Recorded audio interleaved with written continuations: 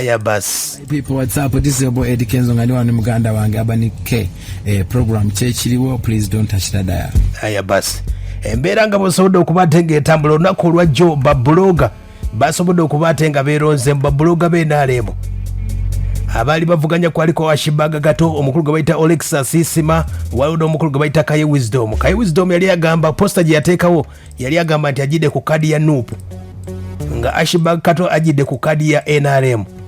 nga Olaxes ajide ku independent era kalunga kwasobola okubatenga kagwa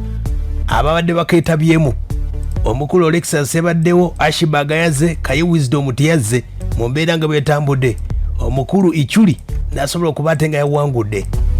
babuloga b'enaalemu beekozeemu omulimo embeera wejjidde ng'omukulu gwe bayita lumbuye n'ekigambibwa mbu yakwatiddwa kati ne bano basobodde okubatenga bakoze ekibiina kyabwe kibatwala nga bagamba tebakyayagala kuddamu bantu abavuma abantu ku Facebook omukulu Olaxes nga yakawangula yasobodde okubatenga asuubiza bingi nnyo byagenda okubatenga koleba buloga wano mu Uganda buli alina essimu asobola okubeera munnamawulire asobola okubeera buloga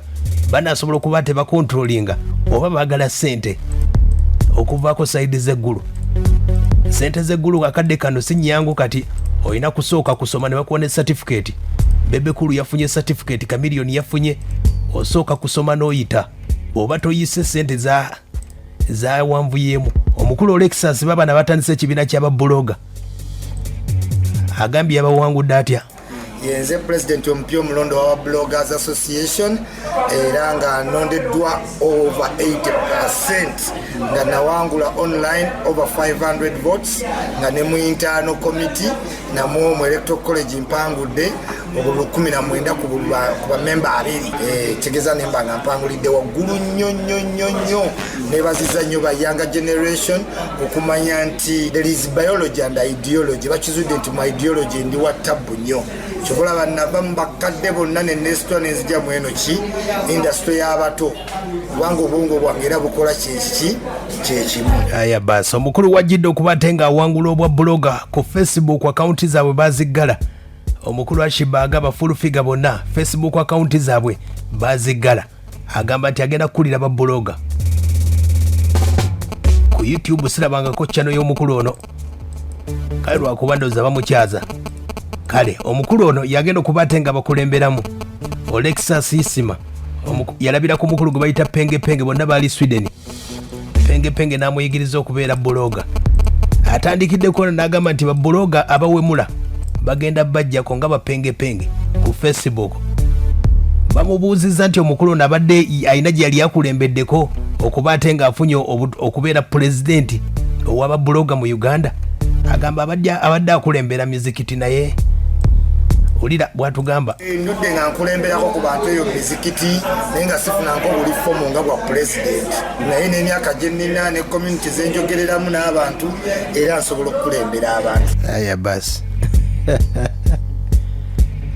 Olaxes wuno president wa babuloga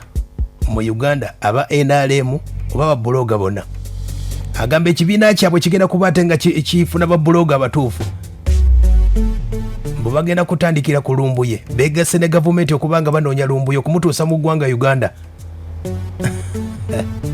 Olaxes agambye wakigula lugi gwe batandikirako tukozesa ekibiina tusobole okwawulawo ba masqueraders ne ba bloggers kubanga blogging is a very thin line nga wolaba love ne hate ne activism kati mwawula ba activist ku ba blogger ba activist bano balumbiye bakutte ba blogger ya blogginga ku bintu ebyenjawulo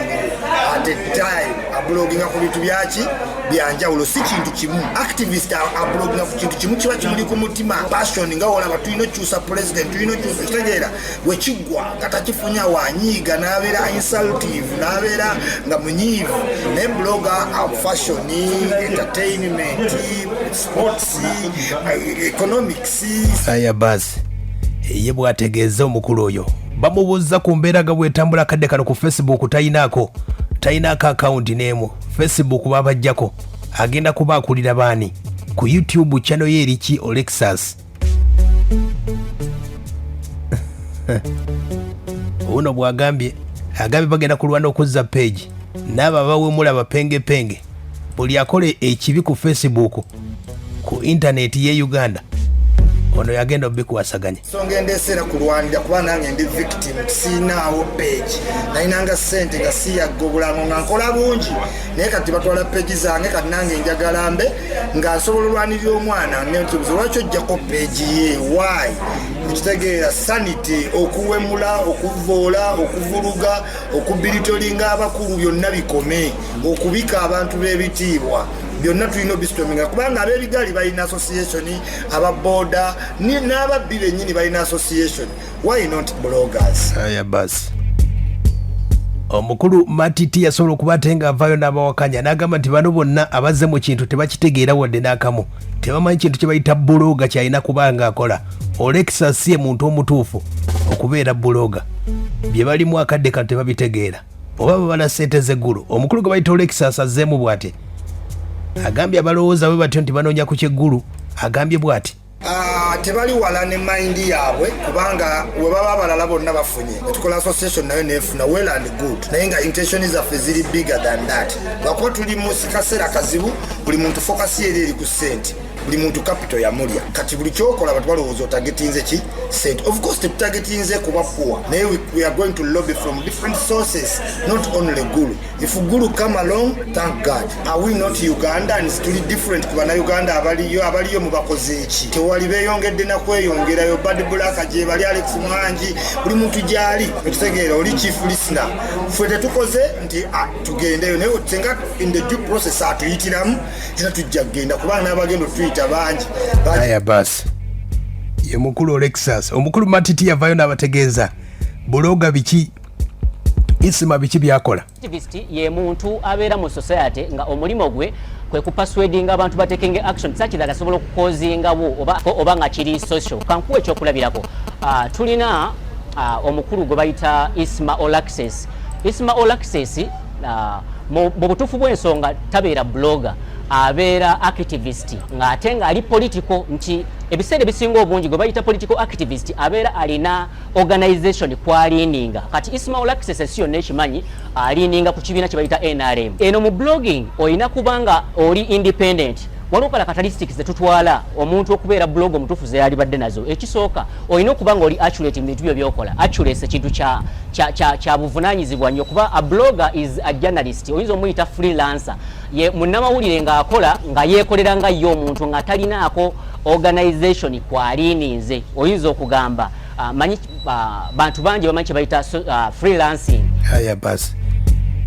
bebo ne balonze ba blogger bakwata bukwasi kigambo tebamanya makulu ga bloga omukulu gwe bakubye akalulu omukulu gwe bayita Ashibaga Kato agambye yakkiriza ebyavudde mu kalulu era agambye nti Olaxes ajja kuba ate nga asobola okukwasaganya ba bloga kuba experience agiina okuva e Sweden Olaxes yamuyigiriza yipengepenge uwono gwe bakubye akalulu ng'omuntu okujegattamu afuna membership nafuna identity card nafuna buli kintu abeera mu mateeka so kati abakwata obusuniro tebabukwatira bwabeera tali part of this association abukwata ku lulwe yamanyi era bwe wanajja gavumenti negamba nti enensa kuba buno obuyambi bugenda kuyambako bablogger ye tuba tetumubala yatafuna tabeera part of us bwebera bakubeera part of us twegatteko you're either with us or not with us